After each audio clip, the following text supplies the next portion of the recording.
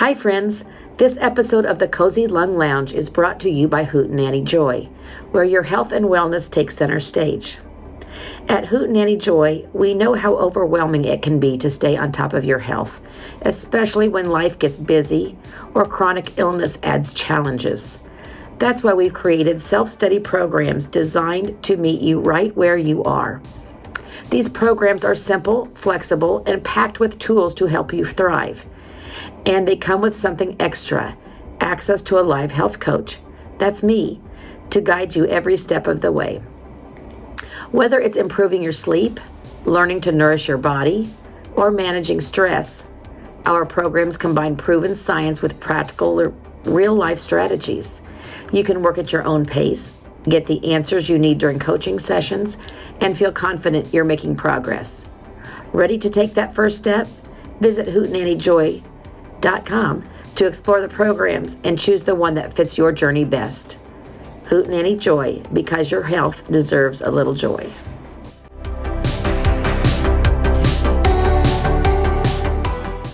Hey everyone, welcome to the Cozy Lung Lounge. It's September and it's getting to be fall, so we've got a lot of fall kinds of things going on. I'm here with my co-host, Kelly. Hi, everybody. We're missing Amy today. She's off in Ohio doing some sort of event.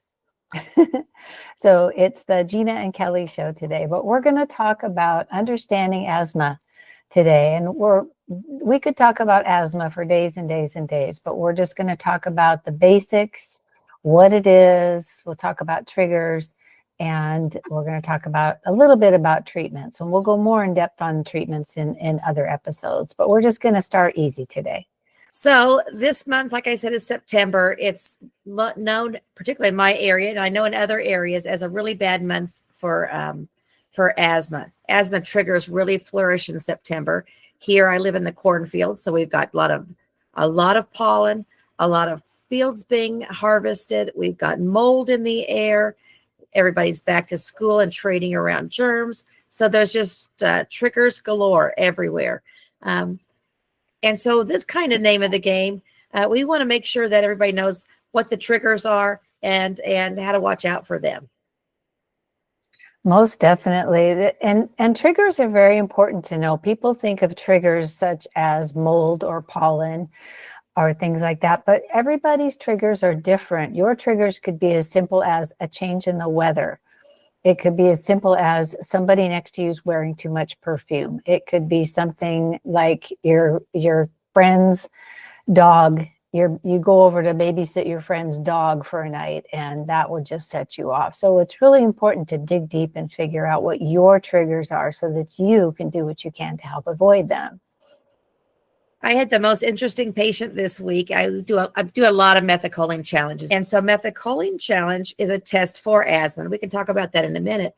But this patient had just come in and I was doing spirometry, and the spirometry maneuver itself caused an asthma attack. So I had to do the first one and then the second one and then the third one. And I'm like, what am I going to do? It's going downhill each time. I can't get it the same. I'm looking for the same. Then the fourth one is even worse. So I ended up using that fourth effort as the before test. And then he showed a 75% improvement after some rescue medicine. And spirometry was the trigger in that case. Isn't that interesting? I've had that happen a couple of times where somebody was doing just a simple bedside spirometry and it just set them off.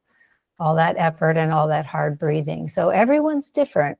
And if you know, by the way, if you know that you have a hard time when you do pulmonary function testing or simple spirometry, let your therapist know beforehand so that we're well prepared for that.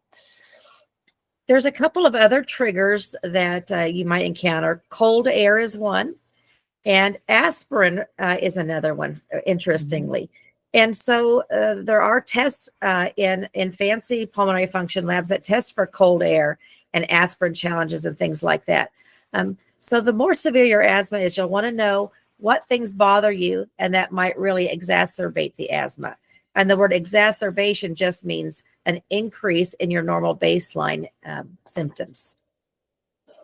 Most definitely. And I think it's important to understand what exactly is asthma. And we talk about all these triggers, but what happens when a trigger, whatever that is for you, hits the lungs? What is that airway inflammation? And what are your lungs doing, for heaven's sakes, when you come into contact with this?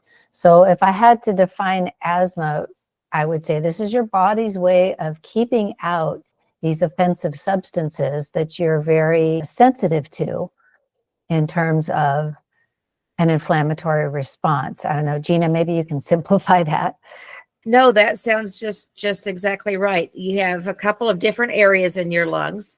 You have your nose, you've got all the way down your airways, and then down into the lungs with the bronchioles.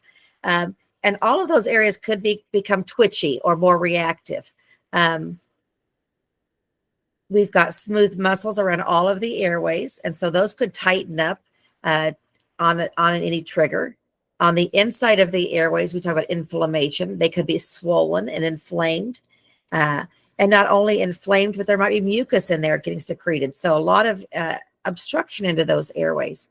And knowing what kind of symptoms you're having will help dictate the treatment that you get down the road.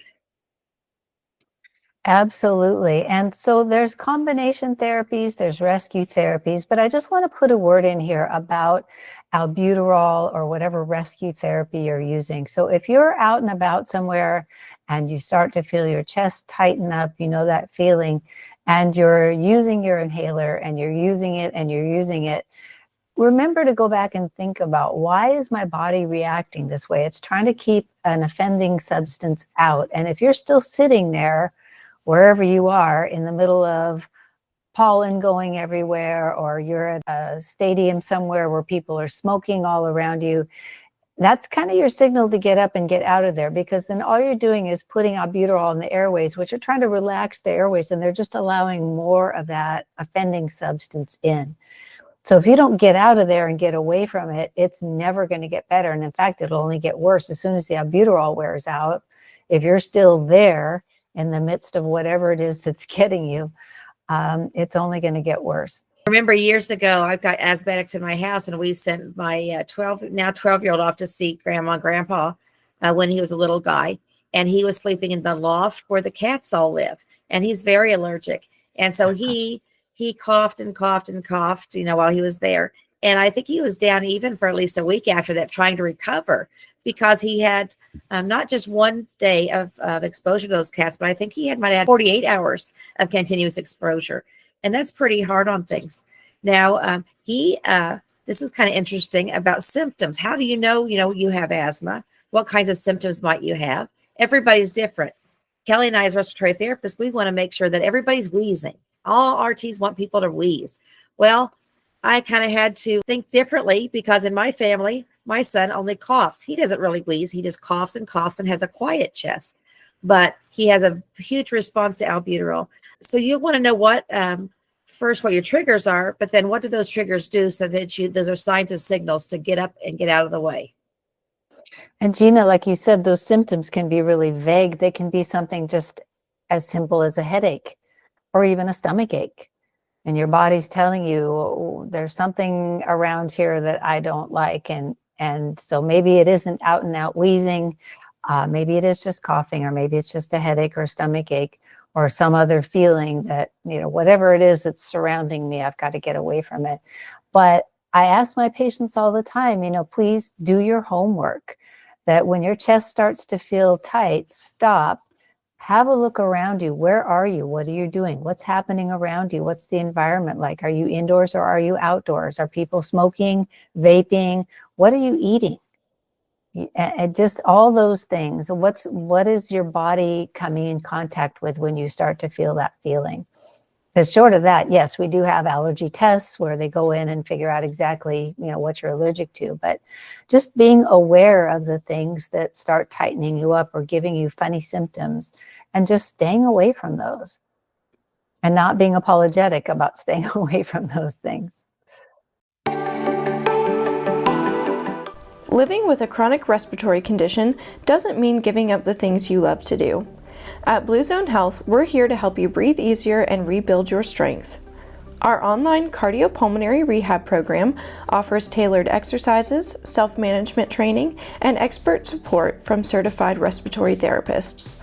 Accessible anytime, it's designed to reduce breathlessness, improve lung function, and empower you, all while connecting you with a supportive community. Visit bluezone.health and take the first step towards stronger lungs and a healthier future. Blue Zone Health. Breathe better, live better.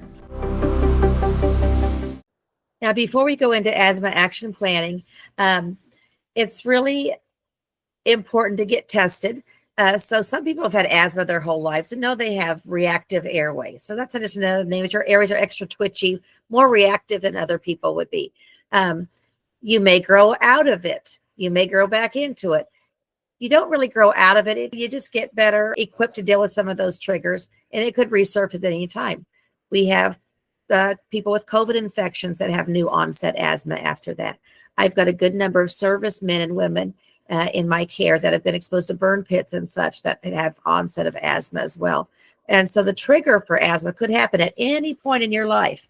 Just because you've not been asthmatic for the first 12 years of your life, maybe it's time now at 75 to get diagnosed. Those are some examples I've seen. That's very true. And over time, our bodies change, and over time, the environment around us changes, or we change environments. And so living on the East Coast may not have bothered you, but living on the West Coast may be a different story for you. But I wanted to go into, you mentioned Asthma Action Plan. So at home, if you're listening to this, raise your hand if you have a actual Asthma Action Plan. And I bet no one's raising their hand, and I don't know why that is. So Gina has one, yay. I'm raising my hand because it's required in the public school district. That's a good thing. So what is an Asthma Action Plan? We did an episode, we'll have to look up what number episode that is. We did an episode on action plans, COPD action plan and asthma action plan. And what it is, you can download one easily from the internet, and you take it to your doctor, and together, you and your doctor put together a plan. What does he want you to have for a baseline medication? What does he want you to do if you start to feel tight in your chest? What does he want you to do if you cannot catch your breath? It's really important to outline those things with him or her. What do they want you to do when you start feeling symptomatic?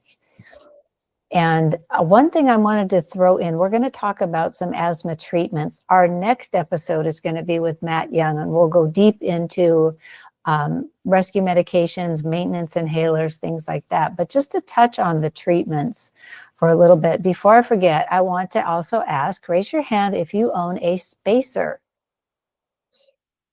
So I know this is radio, so I can't see anybody, but I'm going to guess nobody raise their hand about a spacer. So always, always, always, if you have an inhaler or you get a prescription for an inhaler, ask your doctor for a prescription also for a spacer. There are some medications that work without a spacer, but the standard inhalers, the upright ones, do need a spacer. So that said, let's move into some of the standard asthma treatments. Well, I've got my favorite shirt on. I'll have put you, mine's on video, you can see it, but it says, no, albuterol won't fix that. And albuterol will fix asthma in many, many cases. It's a quick acting medicine. It's going to give you relief of sudden symptoms, but that's all it's going to do. It's going to wear off in the next 4 to 6 hours. And you're going to get ups and you're going to get downs. If you happen to have a lot of asthma, an asthma controller medicine might be what you need. Asthma controller medicines have 2 or 3 ingredients, often a long-acting medicine like albuterol, and a second medicine, which is a steroid that works inside the lungs to decrease inflammation. Now, Kelly, should we be scared of those steroids? Absolutely not. They just sit right where they belong. Unless you overdo it, they don't get picked up and circulated systemically. So they're made to go right where they need to go. If you use them correctly, if you inhale them too fast, they'll get stuck in the back of your throat. And if you inhale them too slow, you won't get enough. So make sure that you rinse and gargle every time you use it. And if it's not doing it for you, just like anything else, call your doctor and say, this isn't doing it for me. And that we also discussed back in action plans. But what does that mean? The regimen's doing it for you. It means that you should be on a baseline daily controller medication or medications, and you should not be reaching for that albuterol inhaler more than once a week or so. So if you're reaching for that albuterol all day, every day, what that tells us is that your controller medications aren't working. And we need to back up a couple of steps and get those optimized so that you can stop reaching for the albuterol. Now, I took a test a few years ago called the Asthma Educator exam, and I'm a certified asthma educator. That was really hard. It wasn't all about medications. It was a lot about other kinds of things that might cause triggers. So they talked a lot about environmental action planning, social action planning, to make sure all of those bases are covered. Absolutely. I prepped for that test and I never took it because I never found the time to actually go do it. But it was a really hard test to prepare for. And it wasn't so much about medications. It was all about social, environment, action plans, and planning for keeping the lungs calm, essentially. How do you do that with different people in different socioeconomic situations? And it was a very good prep. I learned a lot just from the prep without taking the test. But it is, again, important to identify for you, what are your triggers? What are the things that get you? What happens when you exercise? What happens when you eat certain foods? A lot of people don't equate things that they eat with something that would happen later in their lungs, but the two are very, very much connected. And so what does your diet look like? What does your exercise look like? If you haven't listened to the episode with Russell Winwood, our asthma athlete that runs marathons, please do, because that was just such a fantastic episode. He talked a lot about exercise, a lot about nutrition, and how it's changed his life. I'm still working on trying to get as much motivation as Russell has, but it's really important to maintain your lungs. Even with asthma, you can exercise. And, we talked about standard treatments, so controller medications and quick relief medications and getting to know what your triggers are. But what happens when all that is just not enough? What's available after that? There's quite a few things out there now. I'm fortunate because I work inside a pulmonologist's office, and there's always drug reps coming through to give us new information about all the emerging therapies. And there are so many that I can't keep them all straight.